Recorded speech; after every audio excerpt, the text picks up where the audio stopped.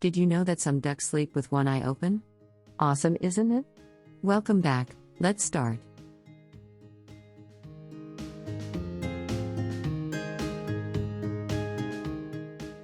The red-eyed vireo, Vireo olivaceus, is a small American songbird. It is somewhat warbler-like but not closely related to the New World warblers.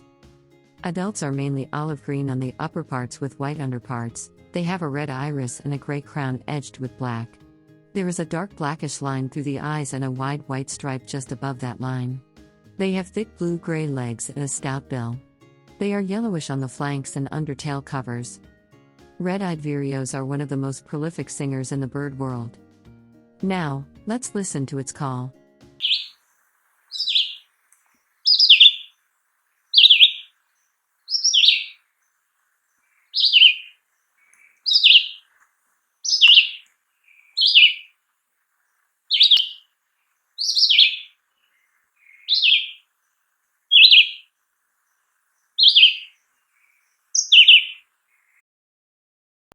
Beautiful, isn't it?